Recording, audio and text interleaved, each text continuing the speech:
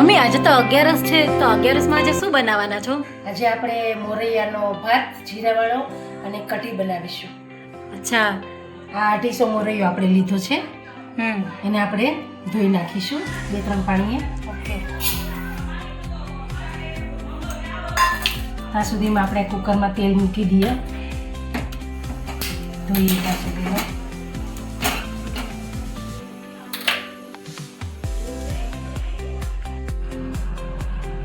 આપણે આમાં 2 ચમચી જેટલું તેલ નાખીશું મોરૈયો વઘારવા માટે.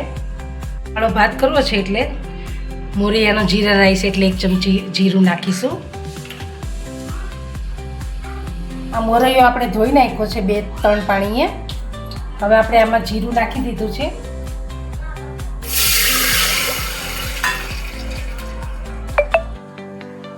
આપણે 1 વાટકી મોરૈયો હતો તો આપણે 3 વાટકી પાણી નાખીશું.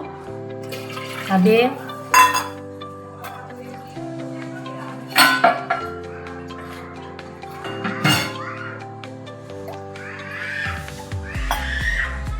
1 વાટકી મોરૈયામાં આપણે 3 વાટકી પાણી નાખી દઈશું. હવે આપણે આ મોરૈયામાં નાખી દઈશું.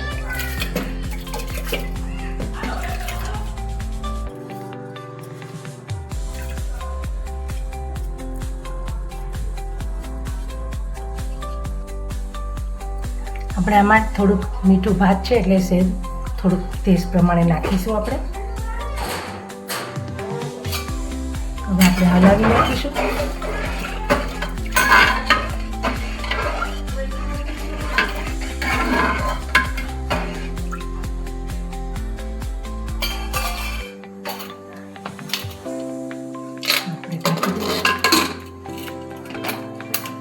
મોરૈયાને વાર ન લાગે, 1 સીટી વગાડીને તો પણ ભાત ચડી જશે. હવે આપણે દહીંની કઢી બનાવીશું. ફરાળી આ દહીં છે, આ દહીંની કઢી બનાવીશું આપણે.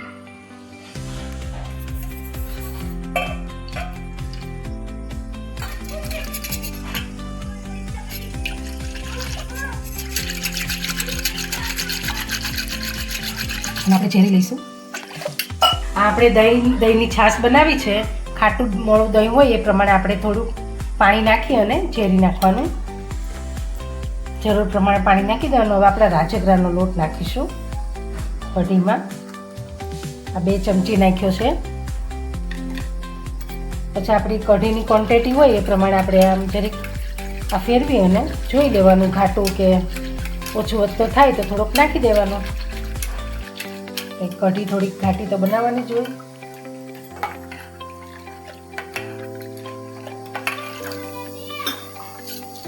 કેટલું પાણી ઉમેરું આપણે અંદર? આપણે 2 થી 2.5 કપ જેટલું પાણી ઉમેર્યું. ટેસ્ટ પ્રમાણે આપણે મીઠું નાખીશું. કઢી છે એટલે આપણે થોડુંક ગળ પણ નાખવું પડશે. આપણે જેવું મીઠું ખાતા હોય એ પ્રમાણે આપણે ટેસ્ટ પ્રમાણે ખાંડ નાખી દઈશું. આપણે લીમડાના પાન નાખી દઈશું.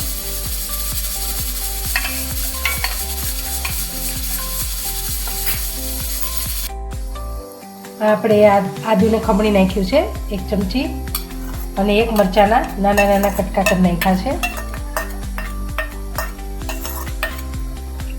હવે આપણે ઉકળવા મૂકી દઈશું. આપણે કઢીને ઉકળવા માટે મૂકી દીધી છે. ઉકળી જશે ને પછી આપણે વઘાર કરીશું. આપણે આ કઢી બનાવીએ ફરાળી, એમાં સિંગદાણા શેકીને ભૂકો કરીને પણ નાખી શકાય. આપણે રાજગરાનો લોટ નાખ્યો છે, સિંગોડાનો લોટ પણ નાખી શકાય. આપણે જે નાખવું એ નખાય. એમાં ફરાળમાં સિંગોડા પણ ખવાય, સિંગદાણાનો ભૂકો પણ ખવાય અને રાજગરાનો લોટ પણ ખવાય અને મોરૈયાનો લોટ પણ નાખીને આપણે કઢી બનાવી શકીએ. હવે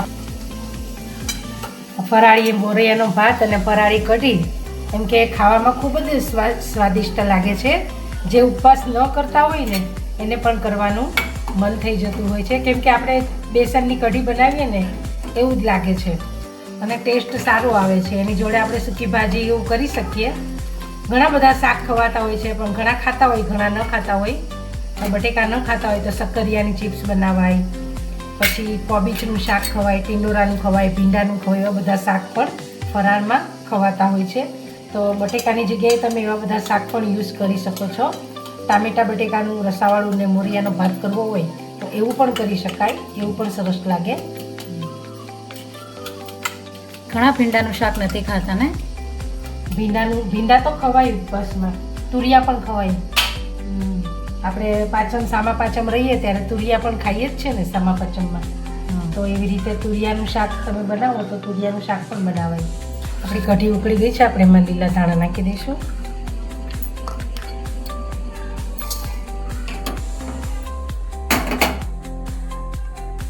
આપણે વઘાર માટે તેલ મૂકીશું. આપણે થોડુંક તેલ ને થોડુંક ઘીમાં કઢી વઘારીશું. થોડુંક ઘી પણ નાખીશું, ઘીનો ટેસ્ટ સારો આવે છે.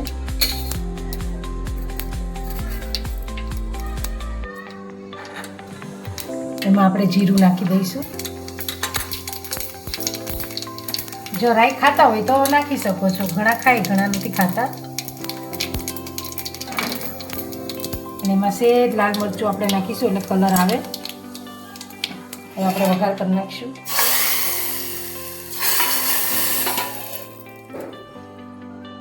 આપણી કઢી વઘારાઈ ગઈ છે.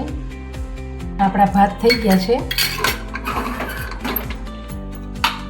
મોરિયાના રેડી. જો આપણા ભાત બની ગયા છે, સરસ થઈ ગયા છે. દાણે દાણા બધા ચડી ગયા છે, માપે પાણી થઈ ગયું છે. આપણે આવી રીતે જો કુકરમાં મૂકીએ તો માપ કરીને મૂકીએ તો પાણી પણ બરાબર થાય અને વ્યવસ્થિત ચડી જાય ને. આપણે બહુ હલાવી ન કરવું પડે. સરસ ભાત થઈ ગયા છે, જુઓ રેડી થઈ ગયા છે ભાત. આપણે આવા ભાત કાઢી લઈશું મોરિયાનો.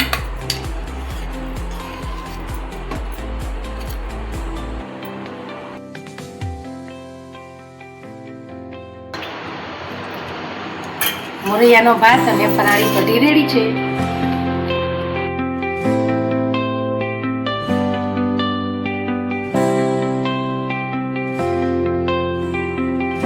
વ્રત અને ઉપવાસ માટે ફરાળી મોરિયાનો ભાત અને કઢી તૈયાર છે.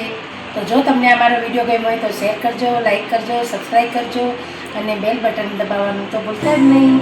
ઓકે, હવે ફરી મળીશું આપણે નેક્સ્ટ વિડીયોની સાથે. Okay, by.